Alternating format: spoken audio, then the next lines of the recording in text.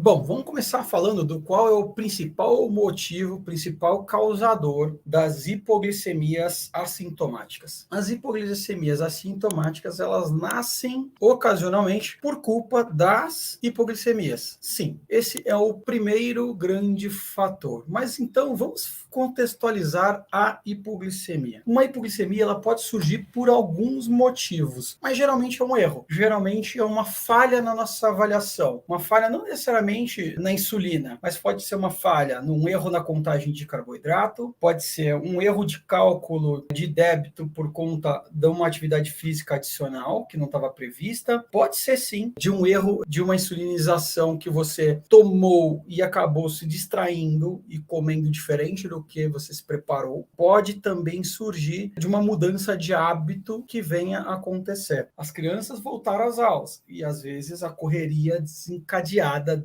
descontrolada deles na escola aumenta aí a intensidade de atividade física que as crianças acabam executando por dia. Isso pode causar a hipoglicemia? Pode. Porém, nesse ponto a gente tem uma vantagem que do mesmo jeito que a gente tem a atividade física adicional, a gente tem um momento emocionalmente muito visceral para as crianças de encontrar os amigos, matar a saudade, e isso acaba trazendo um certo equilíbrio. Geralmente vem de uma falha, vem de um erro que a gente causou. Insulinização errada, alimentação errada, atividade física desmedida, descontrolada, mudança de rotina. Sempre tem alguma pequena falha, algum ponto que escapou ao nosso ver, a nossa observação. E eu sempre digo para você que a gente vai errar. Errar faz parte do jogo. A gente não vive um jogo de acerto eterno para a vida com diabetes. A gente não quer isso, porque senão a gente vai viver para o diabetes. O que a gente tem que fazer é tornar o diabetes tão simples e fácil que a sua habilidade te permita a não ter o diabetes como seu principal foco no dia, e simplesmente ser um detalhe no decorrer do seu dia. E esse deve ser o diabetes na nossa vida. Agora, se de fato, para você controlar, ele tem que ser o foco, a gente tem bastante caminho para percorrer. Então, quando a gente deixa de ter ele como foco, às vezes a gente vai errar. Faz parte. O problema é que quando você não observa o motivo do erro, você não corrige para uma próxima vez. E a gente acaba estruturando pensamentos, raciocínios e direções de atitude que a gente vai ter que tomar para cada um dos momentos que a gente vai viver. Então, para cada atividade física nova, aí sim, vou demandar uma certa atenção maior ao diabetes, aos cuidados, aos cálculos, aos raciocínios que a gente precisa exercer quanto ao diabetes. Se é uma coisa do cotidiano, a gente não tem que estar pensando. A gente tem que simplesmente fazer e tem que funcionar. Vai acontecer uma falhazinha aqui, uma falhazinha ali? Vai. A gente vai se penitenciar eternamente dizendo por que eu não fiz isso, por que eu não fiz aquilo? Não. Acontece. Quanto mais a gente vai experimentando e dominando a insulinização e a glicemia, menor a chance da gente ter uma situação de hipoglicemia no dia a dia. Pode acontecer? Pode. Menor a chance. Muito, mas muito. Diminui muito a oportunidade de uma hipoglicemia aparecer. Agora, se você não sabe como controlar o diabetes, a gente parte então para uma situação um pouco mais complexa. Muitas pessoas vivem ou com glicemias altíssimas o tempo inteiro, não consegue controlar, não sabe o que fazer. Essas glicemias estão sempre altas, nunca está baixa. E as pessoas acabam tendo sintomas hipoglicêmicos com taxas altíssimas. Por quê? O corpo está adaptado a trabalhar com taxas danosas ao organismo. Quando essas taxas caem, a sensação de hipoglicemia vem mesmo numa taxa de 200. Existem muitos casos assim. Esse é uma sensação de hipoglicemia. Agora, se você mantém a glicemia sempre alta e ocasionalmente você tem a sensação de hipoglicemia, é uma coisa. Outra coisa é você manter um controle montanha-russa, né? Qual que é o controle montanha-russa? Toma insulina porque subiu. Subiu demais, toma insulina. Cai demais, hipoglicemia. Come mais do que deveria, come errado, come tudo errado, faz a correção errada da hipoglicemia, sobe a glicemia, vai para 400, toma insulina, cai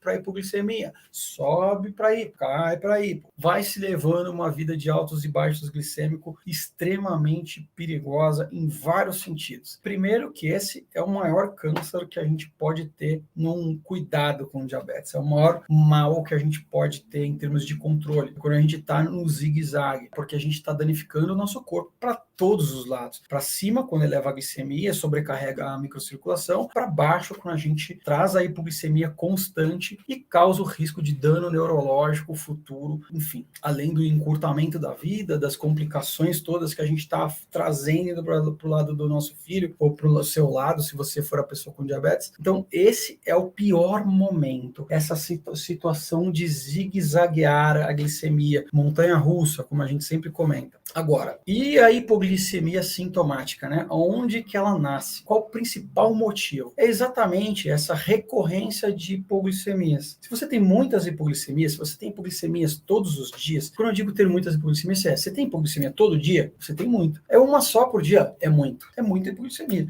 Tem mais de uma por dia? É muito, muito, muito. Tem uma dia sim, dia não? É muito também. Se tem uma por semana, aí tá legal. Você tem sempre nos mesmos horários? E aí? Que horas que você vai decidir mudar isso? Mas o fato é que essas hipoglicemias constantes, elas acabam atrapalhando o sistema de defesa do nosso organismo. O que reage à hipoglicemia? O glucagon e a própria adrenalina. E o sistema desses hormônios hiperglicemiantes acaba sendo, não vou dizer danificado, mas ele acaba sendo confundido. E essa sensação, os sintomas da hipoglicemia começam a cada vez sumir mais. Você começa a perder a capacidade de identificar a hipoglicemia. Esse é o único jeito, Ale, de você ter uma hipoglicemia, passar a ter uma hipoglicemia sintomática? Não, esse não é o único jeito. Tem gente fanática que quer uma glicemia 80 o dia inteiro. E a pessoa até sabe o que está fazendo, mas ela acha que tem que manter ali 80, 90. Então ele trabalha ali no limiar. Entre os 70 e o 90, a glicemia dele não sai daquela faixinha ali. E então o organismo se adapta do mesmo jeito que o organismo de uma pessoa que trabalha com a glicemia muito alta se adapta com a glicemia alta, e quando ela cai para 200, 250, já tem sintomas de hipoglicemia. O cara que trabalha ali entre os 70 e os 90, quando a glicemia cai para 50, tá tudo bem.